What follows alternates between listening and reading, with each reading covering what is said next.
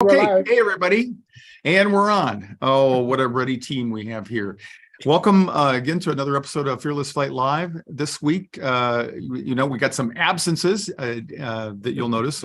Two of our crew members, Eric and Diane, are off doing other things, but Dieter and I are here, of course. And this is really an extra special thing. And I'm not over hyperbolizing that. I'm really excited. I met a fellow, a young man, maybe not in his mind, but in mine, because everybody's younger than me at this stage of my life. But fella his name happens to be Glen Carlson, and he's our special guest tonight, and he was on the 1549, the so-called Miracle on the Hudson. So we're going to have him, and in my effort to, anything worth doing is worth overdoing, I wanted to include three ladies that I flew with over the weekend in our Clear for Takeoff 301 graduation flight. So these are people who represent some of the most recent fearful flyers that at least from my experience, that have gone through our course and have flown on the airplane. And again, I just wanted them to share with you what it was like for them, because there's nobody that can convey that better than people who have actually gone through it. So I'll just pop up with it. The first thing we always mention here is we want to, let me share my screen. Speaking of the Birds of a Feather Facebook group, if you're not a part yet, highly suggest that you are joining our Facebook group. Ron, we're seeing your reminders and your, okay. And big shout out to Don Calvert. Don is in our Fearless Flyer Club, and he just came back from flights, several flights actually, to Europe and back to, I think, Washington, D.C. So congratulations. And Ron, what else do we have on tonight? I'll just highlight what we're going to talk about tonight. Our special guest, U.S. Airways flight.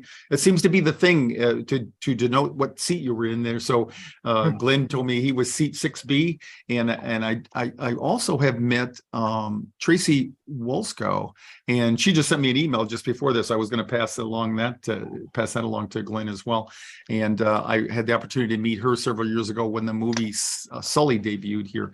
And I forget. I think she was 26B or 29B or something like that. I think Glenn probably knows that.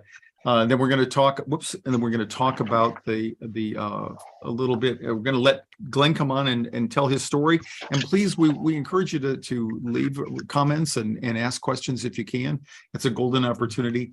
And my goal, of course, is not to make any bigger deal out of the flight 1549, but to talk about the relevance between what you all fear, your worst fears, and someone who's actually been through perhaps one of your worst fears, and talk about what that was like. So, and then we'll talk about, like I said, the students who just flew on the flight, and we'll take questions throughout the deal. So I'm going to stop my share there for a minute. I'm going to invite Glenn to come on the screen there with me, and what else can I say? We met just a little bit over a week ago. I had never known you before in my life, and we met through a mutual friend. And it turns out you were neighbors, I think, of the person in whose honor we held the party, right? And correct, yeah, that was back in 2009. So we had our next door neighbors there, and then we had Shirley and Dave at the party, or that was Dave's retirement party.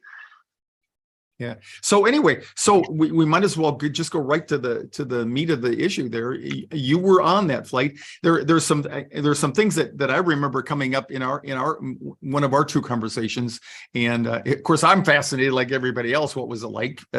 Because in my 45 years of aviation and over 20,000 hours of flying, I've never ended up in the water. I've never ended up even off the runway anywhere, and so it's a new experience. But so where should we start, Glenn? Maybe the day that you got on the airplane? Well, I'll tell you what, Ron, what's interesting is that when I hated to fly.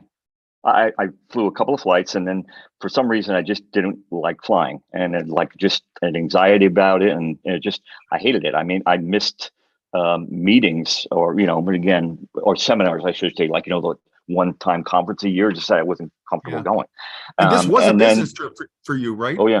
Yeah. Okay. And Ron, that was probably maybe 35 years ago. But then, you know, the more and more, I mean, my job was in software sales, and you cross the country. And so you fly more and more, and it's like you get used to it. And then it just becomes like it's your commute. You go to the airport and you get on the plane just like you would get on a bus, and you fly all over the country. And then I came to love it. I mean, I would be the one, you know, kind of looking at the person who was white knuckling because of the turbulence, and kind of say, no, it's going to be okay. It's going to be okay. And quite honestly, all that fear dissipates, right? Or I should say, you actually, then there's fun parts. I mean, there's tons of fun things about flying. I mean, so you come in like this particular trip, Ron, I was flying into New York to attend a conference at the Jacob Javits, and I came in at night, and it was gorgeous. Absolutely gorgeous. The clear sky. You could see all the rivers over, all the bridges over all the rivers. It's beautiful. New York lit up at night. Yeah. Beautiful. The only thing better, maybe Vegas, because Vegas is like that. Yeah. Yes, very, very similar. But that day I was scheduled to be on a 7 o'clock flight, and the show ended, or I should say, we left the conference a little bit early. I'm supposed to be on the 7 o'clock flight. I called my travel agent. I get on the 5:30 flight. He goes, Glenn, he goes, I don't know if you're going to be able to get on that 3:30. It looks pretty booked. So I get on, or I should say, I was on standby, and I was the third name called. So 3 lucky souls got seats. And let me interrupt. That's in contrast to typically when you have fatal accidents, you know, throughout all my years, the first person that the media finds is somebody who was supposed to get on and didn't, you know. Yeah, that's you know, it's like then you look at their life. It's like, meanwhile, the fatality of these poor souls, and we're talking to somebody who's, you know, I don't know how many people told me. I was like, oh, I'm on that flight. I usually take that flight. Who cares? You weren't on this one. It doesn't really matter, does it? No. So I was happy to get to see. I called my wife. I told her I was gonna be home, but I get on the plane. It's New York. People aren't listening to the flight announcements, you know, waiting to put your coats up there. They're shoving them up there. It's like nobody cares. And I just, you know, I shake my head. I actually took my shoes off to relax, and I put them underneath the seat, and I put my earphones in, I put my ear pods in, and I put my brace on my face, or my face mask on. And then at that point, I quite honestly, I was just waiting for the bell to ring. So I know it'd be at 10,000 feet, and then I could put my seat back and recline. About a minute in, I guess it sounded like the plane was being pelted by softballs from, you know, everybody who was on the ground was throwing. It was just, that was it, that din in the cabin of just all these things happening. And then the lights go out, and then it smells like burnt hair. And the cabin is eerily quiet. There was one person who yelled, just a woman. I know who she is. I won't mention her. She just screamed like, ah! And then you didn't hear a thing. And when you say quiet, could you hear outside air noises or anything? You know, what did you hear? Or was it literally? You know, what's remarkable is you're so used to the engine in the cabin. There was nothing. There was no sound whatsoever because we're just gliding. I joke with my fearful flyers. I say the one thing that you abhor in flying is silence, because silence is never your friend. So that was that moment of kind of like, oh, something's not right here. Right. And I had at the point where we had kind of had this, you know, all these geese being, you know, ground through the engines. I threw out my hands on both sides. I hit the guy on, you know, both hands there. I lift up my eye shades, and the guy next to me, he looks at me, and you know, I said, well, that's not really good. I think we're probably going to head back. This is, and I'm trying to be calm. And I'm trying to be as calm as I can. It's like, hey, this stuff happens. I don't know exactly what, but it doesn't sound good. But the pilot will tell us when he comes on what's going on. But what's interesting is I met this gentleman a year later at our anniversary, at the reunion, quote unquote. And he goes, when you looked at me, you were as white as a sheet. The blood had drained completely. Right. Do you remember his face or his? I don't. But I was trying to be the one to be, you know, like calm and whatnot. And it was funny because I laughed with him. And he goes, yeah, I didn't know what I looked like, but I mean, I'm sure I was just looked like a ghost. And after, you know, kind of like after that, It's a sense of really, when's the pilot going to tell us what's going on? What's happening? What's happening?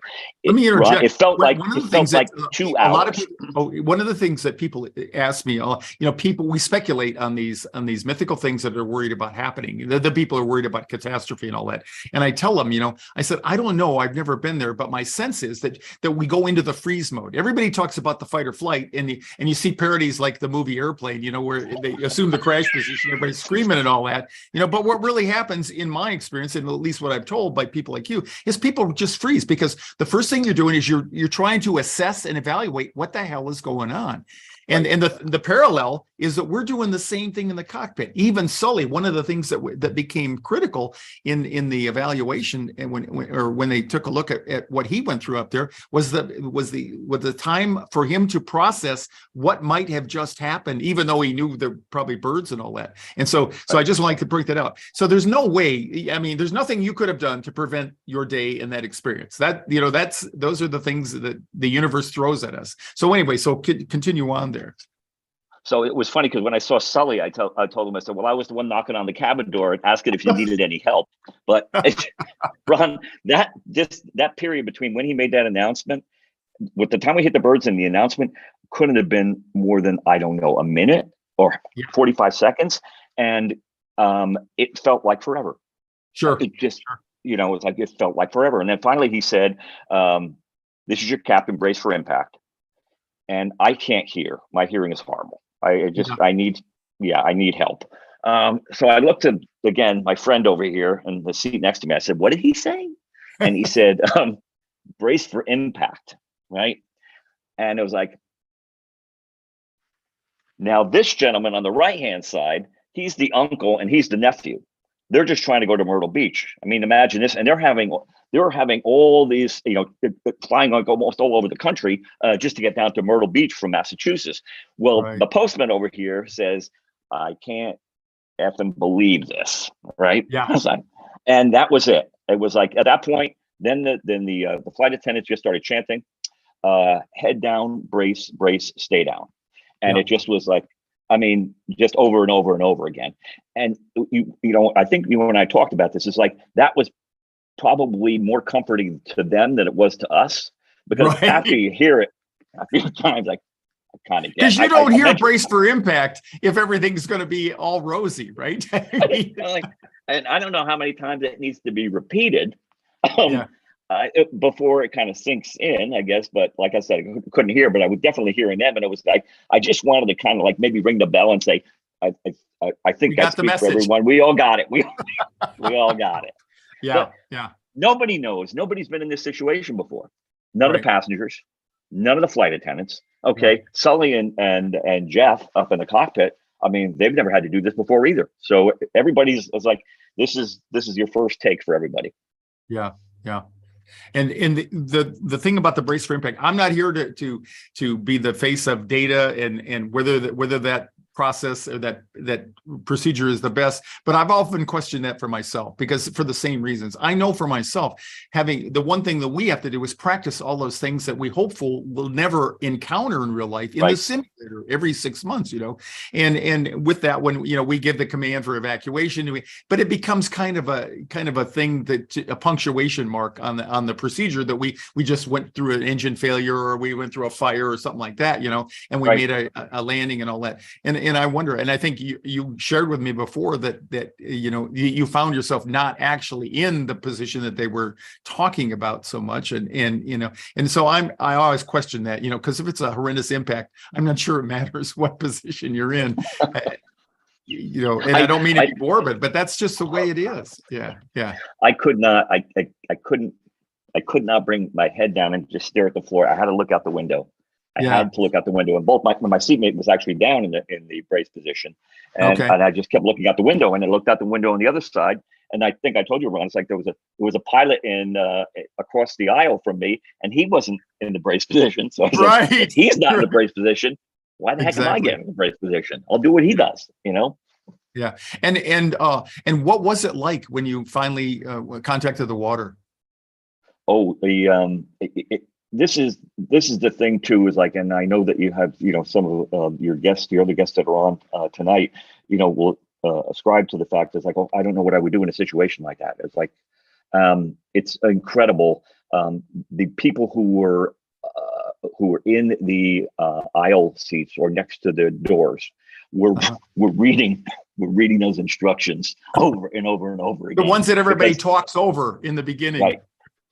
When we hit the water, it was absolutely amazing. First off, it was very, very rough in the back, and let's be very, very clear.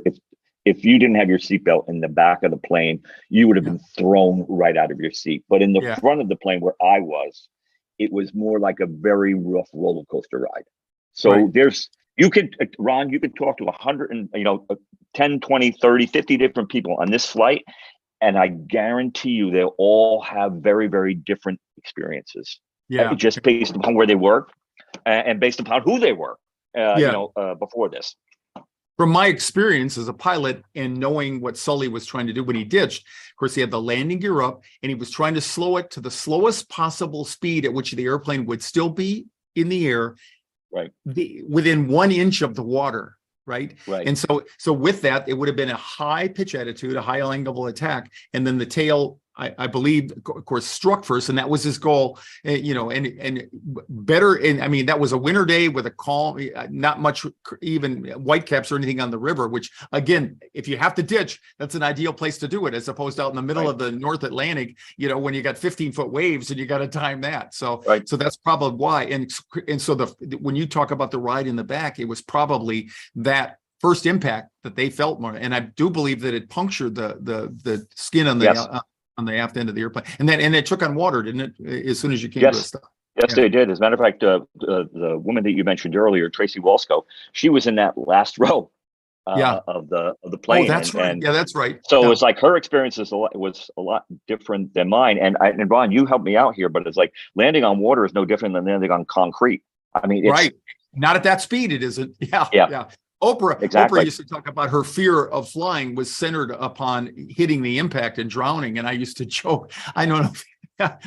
I try to use humor. I hope everybody gets this, but I said, don't worry about drowning because the impact is more than likely it's going to kill you. Yeah, exactly. I actually, here's a quick call out to Tracy. I have a little book I had everybody autograph for me. Here's Tracy Walsco right there. Oh, cool. Okay. Cool. Yeah. So anyway, yes, Ron, oh, yeah. So you got in there. Just a little bit about the evacuation. I remember you sharing with me how it was almost like two different groups of people when you. Front of the plane, back of the plane, different, like we just discussed, and then left side of the plane and right side of the plane. The left side of the plane, people were going out the exit, getting on the wing and jumping into water. And then on the right side of the plane, where I got out on, it was like everybody just standing on the wing with their seat cushions, just kind of like waiting. So if you had a top-down aerial view, it was like, what happened here? What's going on? It's like this side, they're all standing on the wing, and this side, people were sliding in the water and trying to get away from the plane. So, and quite honestly, that we had probably 2 or 3 people who were ex-military on the plane who had been they hadn't been in a plane crash, but they knew situations like this and they took control. So they were an asset in addition to the flight attendants and also Jeff and Sully to kind of help manage this. But I went out to the wing. I forgot my seat cushion, so I had to pick one up. Somebody else left behind, and I got to the wing, and there was no room. So I imagine I was probably one of the last people out. I don't know. I mean, because the gentleman who was next to me in the seat by the seat by the window, he was gone. I don't know how the hell he hopped over me, but I have a feeling though, Ron, not being in the crash position, I might have hit my head and just been stunned a little bit. That's why I think I was late to getting off the plane, but there was no room on the wing. None. So I looked to the front off the galley door and there was a raft and it looked like it was pretty empty. So I saw a gentleman hanging out of the door and he was kind of saying, come on, there's room over here. And so I'm like going, I'll swim over to you. I will swim. And he looks at me, he goes, get back on the plane. Get back on the plane. Like, run up the aisle. I don't think there's anybody in there. So yeah, that's exactly what I did. I got back on the plane, ran up, and then I slid into the galley, in the galley door into the raft. Wow. So, and then after that, it was like saying, well, we're all alive. That's a good thing. We're slowly floating down the river. It's freezing cold, but nobody seems to be shivering. I guess maybe Sure. some kind of maybe shock or something. Probably But shock. Sure. Yeah. those, And then, oh, go ahead. there was interesting, Ron. It's like those ferries were already on the way to our plane. That's When what I you was going to looked say. out, Just a little bit about the evacuation and how you were came to be rescued there. Yeah. it was absolutely incredible. You look at and I think I mentioned this. I mentioned this to a lot of people. If you look at the close up, you see the plane land, those doors almost immediately are popping out as soon as the plane kind of comes up, bumps up a little bit, bounces out of the water a little bit.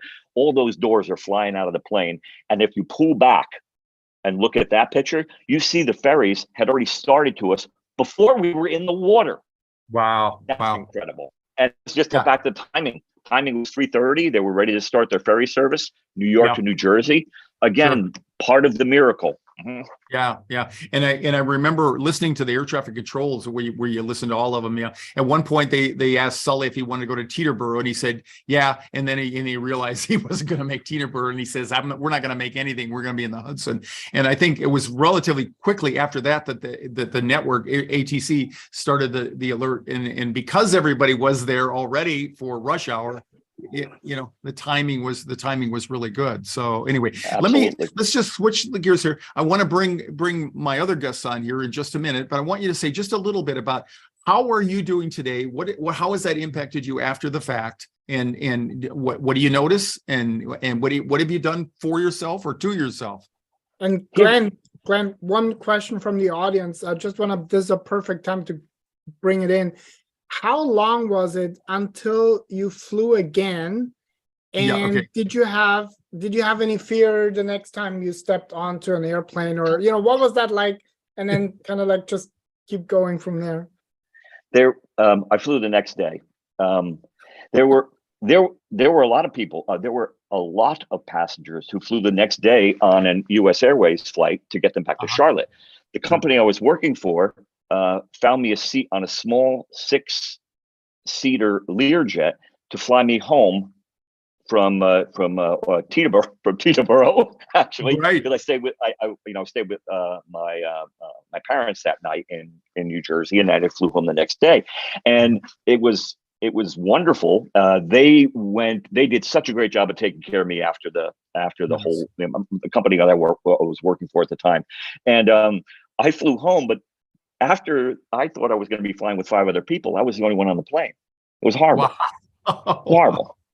After the first officer showed me where everything was and if I needed anything, and then he went into I was back there all by myself. I wanted somebody to talk to. And this plays into the thing is like afterwards, I talked about it to everybody who asked a question to get it out and added the humor that I like to add to the story and not make it like this. Oh my God, it was horrible. I was like, no. It was like I try to look at the funny things that happened, or some things that amused me, even in the face of that, some of the things that amused me. But the answer to the question, as I flew home the next day, I said to myself, there's a couple of 3 ways you can go with this. You can crawl into the closet and just say, I'm not doing that anymore. I'm not. This is an omen. It's a warning. The other thing is, and I think about this, is like you could turn to religion and say it was like, this is a blessing. I'm going to stop doing what I'm doing, and I'm going to give myself to maybe things that are bigger than me or greater than me, or mean a lot more to a greater group of people or individuals. And then I said, I just want to continue because I don't want to shut myself off from flying. I can't, because there's so many places I want to go, and the only way I can get there is by flying. I mean, if all of these places were domestic, it'd be fine. But I mean, I want to go to Italy. I want to go to Spain. I'd like to visit Germany. And I'm not getting there. I'm not getting there without flying. So, Ron, what did I do for myself? Is like I talked about it to anybody who would ask. They would always say, "Do you mind talking about it?" It's like, no, ask whatever questions you want. I was like, I wanted to get that out, and I did. And as a trauma survivor myself, that is the most widely approved technique is to talk about what went on. And because what happens in a moment of crisis like that is we compartmentalize, our feelings and stuff. And what's necessary is to go back and relive it, not for the purpose of re-terrorizing yourself or traumatizing yourself. And some people need help with that. Some people, like you, are gifted in humor and in storytelling and a reasonable amount of extroversion, it appears, so you can do that, and you can do that for yourself. But the important thing is do that. And I extend that to people if they have a bad flight. A lot of people flew forever and then they had a bad flight with turbulence or something, and they'll tell me about that. And I said, in the future, if you ever have a bad flight like that, make sure that you stop and try to connect with one of the pilots and just revisit that and say, hey, back there when I thought I was going to die, were we in any danger? And let them reassure you that no, you were never in any danger, no matter how badly you felt, so that you don't carry that with you off the airplane. Because many of the people that I see, I'm convinced they took that with them, and it's been festering and growing over all those years. I'm going to ask the other guests to come on right now, and we'll just pick this up. And I want you to feel free to talk to them as they share their experiences there, and if you can relate to them. So I know that Jennifer, she's got to leave us in about 4 minutes. Yeah. Jennifer Randall, that is. And any comments, Jennifer, or if nothing else, just tell people out there what prompted you to say, I'm going to get over this, and what was it like? What was it like going through the process and flying on Saturday? Hard. Like, these are hard things for us to get through because we're scared of certain things or fearful about certain aspects. So, I mean, I never want to downplay that this was just really hard. So it was 15 years for me before getting back in a plane. And the hardest thing was the turbulence and just feeling safe, feeling the trust for the plane, the pilot, the staff, just giving that. I mean, I think that's even the root of the fear itself, is that trust and that feeling of safety. And everything in your program helped me to overcome a lot of that. I know I'll be nervous the next time I get on a plane, but the tools are there, and I'm using the tools to at least help manage and push through it. So, I mean, the turbulence was the hardest thing. Absolutely. Sure. And Glen talked about our need for control. That's human. The brain doesn't like uncertainty. It wants to think that at least some part of it can resolve a situation because of action, and there's one of the reasons I was so gracious to have Glen come on is you don't get that choice when you have something as traumatic as what Glen went through. But for you, the best thing you did was take action. This is why I love doing this. I see people, not just like Glen, but I see people who don't have to fly ever again if they don't want to, and I see courage that makes anything that I ever thought about military courage or, fighting in combat pale in comparison. It really does. When I watched you and our other Jennifer and Martina and go through that, there's no doubt in my mind that what you're struggling with below that. And I'm gonna switch. Thanks, Jennifer, for being here tonight, and I'm gonna ask I'll go to Martina just to keep the Jennifers separated so everybody can keep them in their memory. Martina, what was same kind of thing? What was it like for you? Both any reactions you had to listening to Glen or thinking about your experience on Saturday? Yeah, I mean, for me, it's always the turbulence. Every single little bit of turbulence just sent me in anxiety and panic attack sometimes. And like Jennifer was saying, your tools help a lot, the breathing and the fact that you were next to me. And every time I was like, what is that noise? What is that noise? And you were able to explain it rationally. And so I need to get used to the noises, when I fly now, and tell myself, okay, this is what it is. They are getting to the speed they need to be. This is the landing gear coming out. This is because the noises again and the turbulence are just what throw me off every time. But however, I've been flying back and forth to France for 30 years with that fear. Yeah. So I don't. And that's worth mentioning that all of you, Jennifer, it had been a while since you had flown. Jennifer Petty, it had been a long while before she had flown. And with you fly every year to France, but it was just miserable. And it's to miserable. Me, all of you are worthy of recognition for your own right. But just absolutely. Yeah, making the decision that I'm not going to endure that anymore, you know, and that's what I heard as Glen described his early years when flying didn't come naturally for him, you know, and he just kept doing it. And there's something to be said for just repeating it, you know, because the same muscle memories and fears and anxieties that you have to start with, they will be replaced, but it takes time for some people, and you can accelerate that process by talking to people. For me, I use a lot of humor. You know, you try to make light of some things that are worthy of making light of. You know, I'm sure inappropriate at times, but I'll allow myself that failure. So anyway. And I just want to say, I think you helped me a lot as well when you say that you can talk. I mean, I could talk to the flight attendant when I get on board, or even try to talk to the pilot, because I always, you know, was like, oh my gosh, there are other things to do. There's no way I'm going to bother them with that. But when the pilot came to us on the return flight, it was fantastic. This put me at ease, you know. And I think it's very important that we shouldn't stop ourselves to talk to the staff. Southwest is notorious for having flight attendants who press the boundaries of good composure, I guess you would say. And we had a really great one on the way in the first position on the way up there. And they were all great.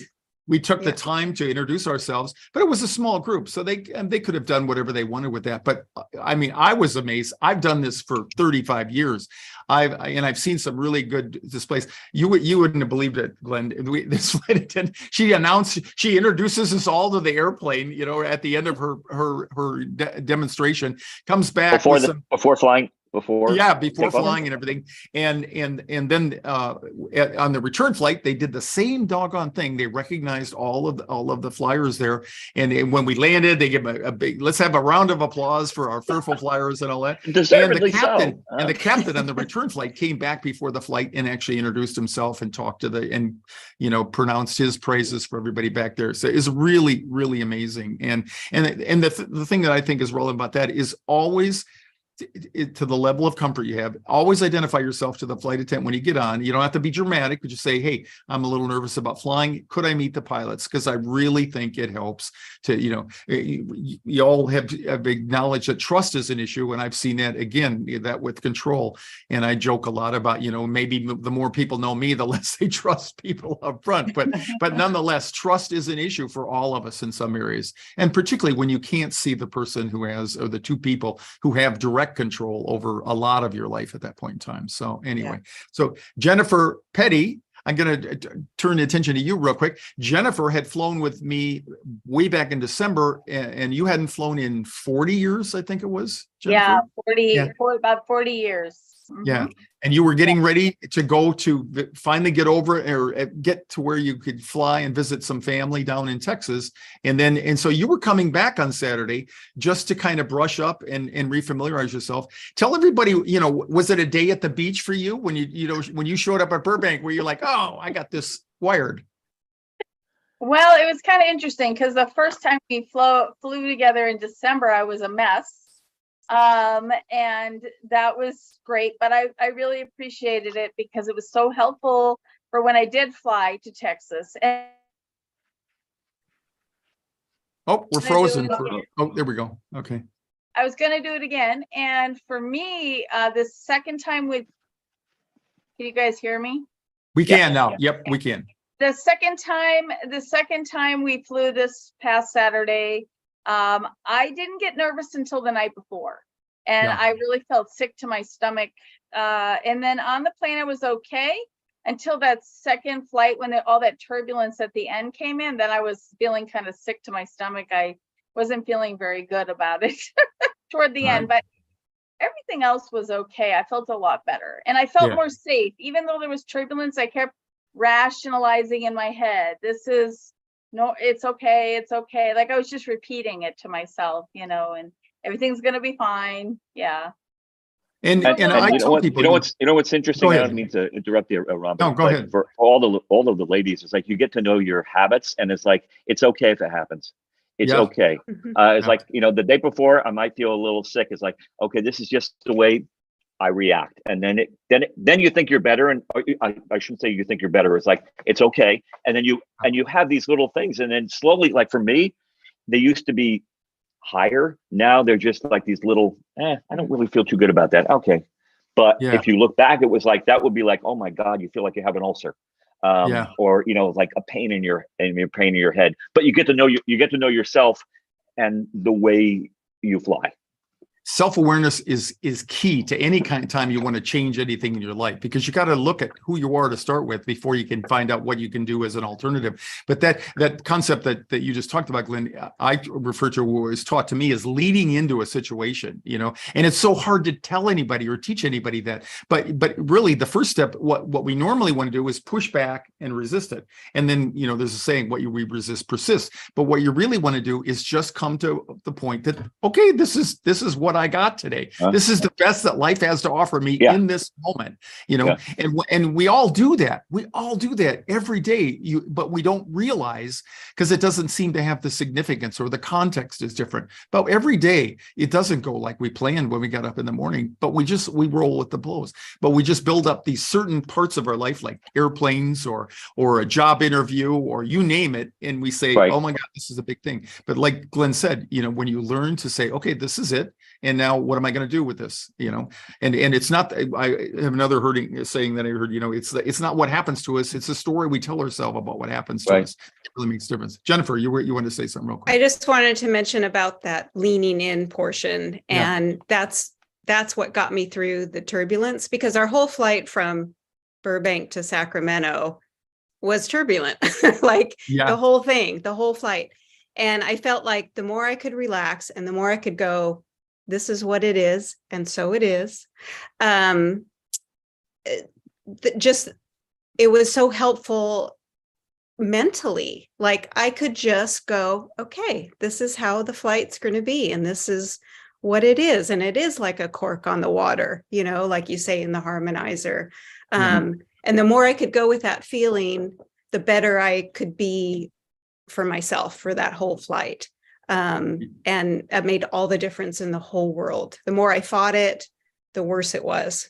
Yeah. You keep holding back that little wave, and instead of letting that little wave go over you, you keep holding it back and holding it back. And next thing, tidal wave, right? Right. And when we fly, like we did on Saturday, we typically plan a leg out and then a return leg to where we started from, which is what we did. And I can never successfully convey to the folks, like the ladies here, what that's going to be like. But what my experience is, it's much less difficult for you getting back on the airplane for the return flight than it was when you got there to Burbank in the morning for the first leg. And I just, if anybody wants to speak to that, you know, what if you notice that?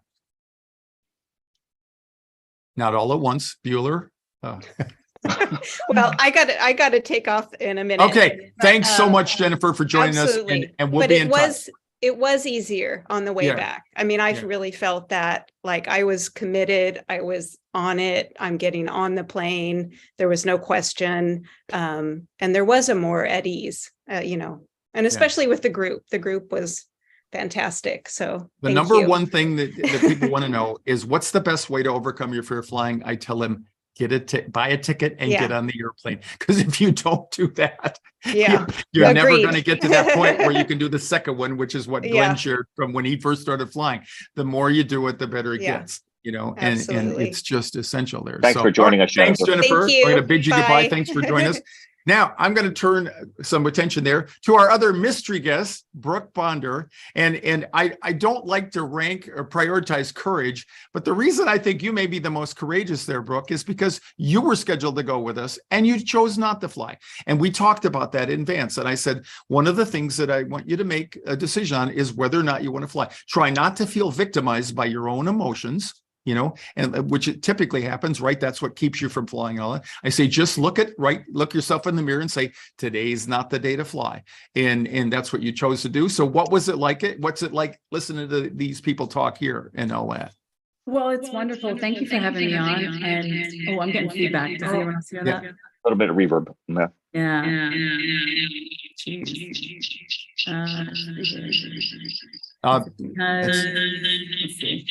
I think she's logged in twice. I see her on here twice. Yeah. Oh, yeah. I think your phone is on. phone. If you turn your phone off.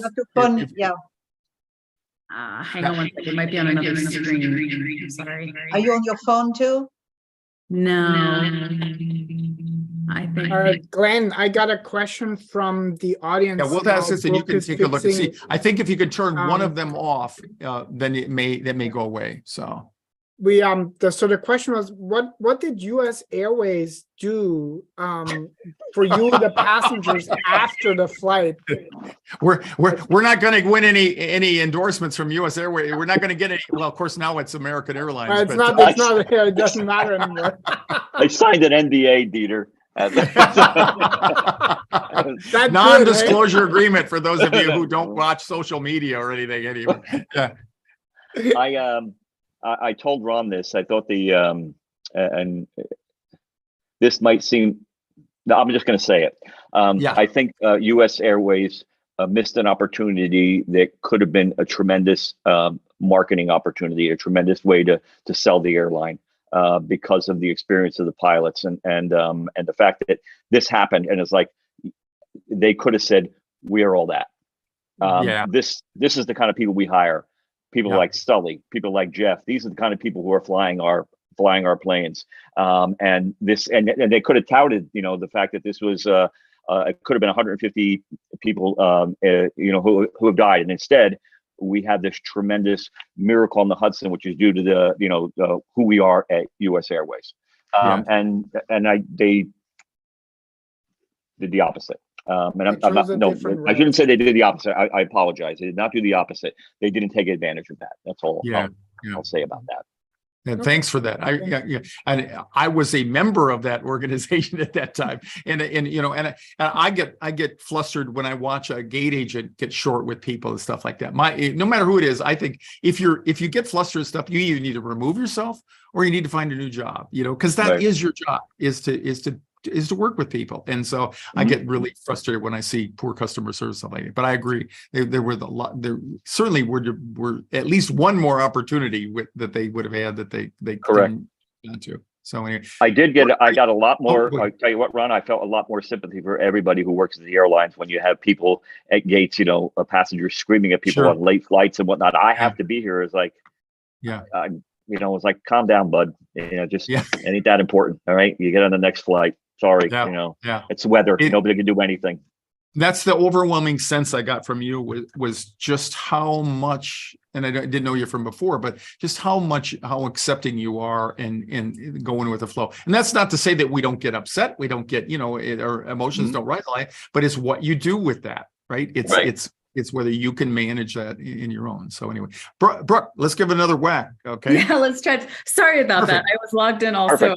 That's okay. That happens. With my last name. And so I had work stuff before. And I think, but I wanted to say, as far as real quick on the US Airways thing, they could have had a whole new slogan. It could have been, we crash, you live. I mean, they really could have talk about leaning in. They really could have gone all the way. But Glenn, it's been wonderful hearing your story. Thank you for sharing it. And Captain Ron, thank you for having me. I made the decision not to fly on Saturday because I am in a season where I've had so many work commitments. I can't even tell you the last time I had a full night's sleep. And I did not sleep for several nights in a row leading up to Saturday. It was partly related to the anticipatory it's all anxiety, connected. of course, right? But it was also partly related to just deadlines I had and things like that. So I didn't wake up, I was already up. But Saturday morning, I just said to myself, am I setting myself up to have the best outcome here? Right. And the answer was a resounding no. And in the past, prior to taking your course, I would have absolutely beaten myself up. I would have taken that shame and disappointment, and that would have stayed with me for a long time. But your words stayed with me. And instead, I shifted to, this just isn't my day. It's just not my day to fly. And that's okay. And you know what? I'm going to follow them all on Flight Radar, which I did. And then I can get some sleep. And so I know that was the right decision. I booked my own practice flight for next week. And so going to give that a whirl before I have big flights coming up a couple weeks after that. But hearing how well everything went for everyone is extremely encouraging. And my experience, you're not the first one not to fly with us. My experience is I've never had anybody that didn't come back the next time and fly. And so, it's just one more step in the piece. So thanks, Brooke. I appreciate that. We missed you, and you were with us in spirit there. And I mean, it's always fun for me. It's touching to watch people display raw courage, and I'm not kidding about that. That I've seen people have a near breakdown in the jetway getting on and follow through with that, and it's just so exhilarating. If you can do whatever you can do to get through the first couple of minutes, it's downhill after that in a positive way. And so I'll just try to leave everybody with that. So, and I'll say, can I just say one other thing, Captain Ron? Yeah, sure. I have a big event that I'll be speaking out on the East Coast in a few weeks. That's what I need to fly for. And it's a lot of big names are going to be there, that kind of thing. And I'm like the unknown sort of that'll be speaking. So we were on a call earlier today, and there's all these names that people, you would recognize, and they're all going over their flight information. And I was the only one that I don't have my flights nailed down yet, because I was thinking, well, worst case scenario, we'll drive across the country or, whatever. Absolutely. Well, it was like Glen was saying, he wants to go to Europe, and he's saying there's no other way to get there. I'm sitting here thinking, well, there are boats, but so anyhow, in the past, that really also would have been another source of adding to the anxiety and the shame and all that. And I just asked them, I said, do you mind if I get you that information next week? And it was fine. And taking that pressure off for me was huge, to not feel like, backed into a corner or that kind of thing, where I had to have the answer on the spot and do things more at my own pace. And so I don't know if that helps anyone that's listening, but I'm finding that really helpful. We're our own worst enemies. We're our biggest critics. So again, it all falls into that category. It's the story we tell ourselves rather than what really happens to us. So anyway, so what is it, Jennifer, Petty, Martina, anything else that you guys wanted to add? I want to make sure you feel, Yeah, I do. First I want to address Glen. I want to say thank you so much.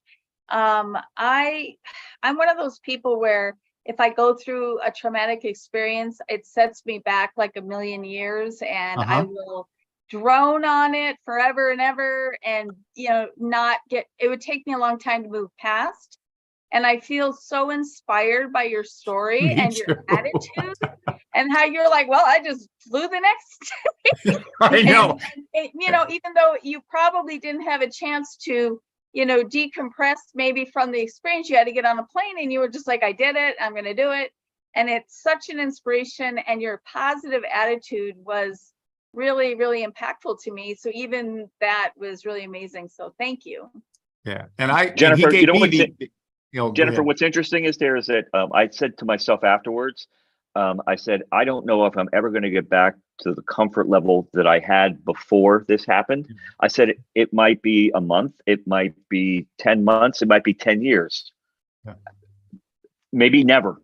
But I wasn't putting an expectation on it to say, it was like, I got to get back there. Because that's pressure, right? And it just might not happen. And right now I'm a little uncomfortable flying. I don't like turbulence either. And but it's interesting is like, you would rather have turbulence than complete silence, which means you have no engines and you're just gliding in the air. At least we're moving forward here at 40,000 feet. Yeah.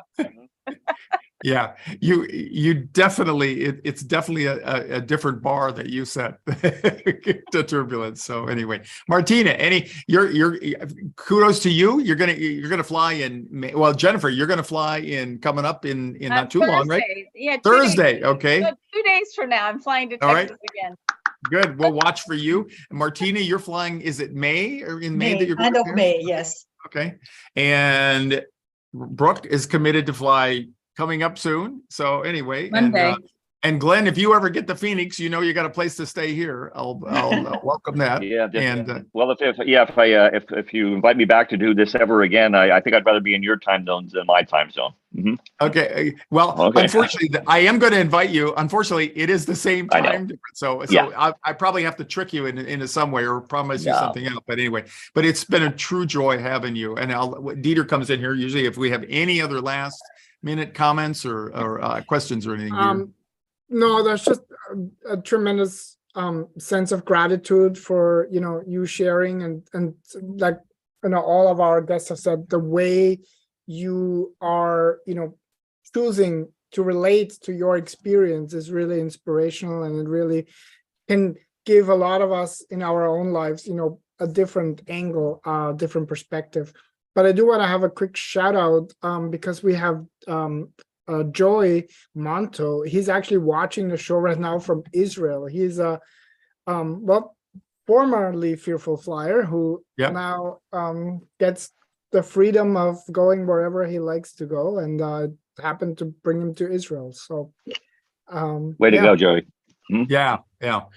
Conservatively, I estimate 60 million people in the US alone are afraid to fly. That doesn't count the millions of people around the world and stuff. And to all of you, the credit goes to just reach out. The numbers are for just about any psychological problem that humanity has developed, about 10% of the people will get better. And it's sad because the help is available to everybody there. And when it comes to fear flying, it is really sad that so many people either decide not to fly or fly in such misery.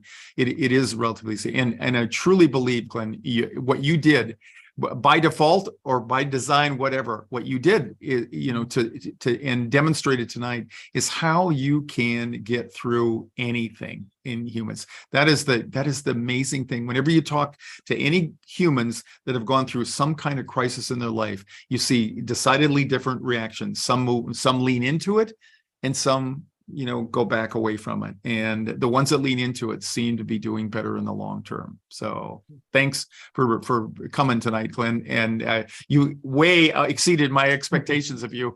And that says a lot, because you told me a lot more than we had time to talk about tonight. And you're a funny guy. And I'm proud to count you as somebody that I've met in my life, because it was really, really interesting to talk with you. Well, I'm glad that our paths cross, Ron, because this is if you can help one person, it means something. One, that's all. I mean, you want to help a lot of people, but it's like, you know, one person, that's a good thing. You've done a good thing. Yeah. Mm-hmm. And that's the sense I got from you the minute you opened your mouth, was that you taught, and tonight even, if you go back and look at the tape, the first thing that you said was a sense of wanting to help somebody out there, and you really, really wear that well. So thanks, Glen. It's been amazing to meet you. Oh, you're more than welcome, and thanks to all the ladies that joined today too, because I'm always fascinated from hearing people who are suffer from almost like this disability of not being able to fly and overcoming it. Yeah. And so, people, no matter what I say, I meet people for the first time, and they say, "Oh, I'm the worst. You've never had anybody worse than that." And they just don't know. We're all, it serves no purpose to compare yourself to other people in the first place, because we all live our own private, from time to time. So anyway, so thanks to everybody. Thanks, Dieter, again. And thanks to all of you out there for watching us yet another week for Fearless Flight Live. We'll see you again next week. Thanks a lot, everybody.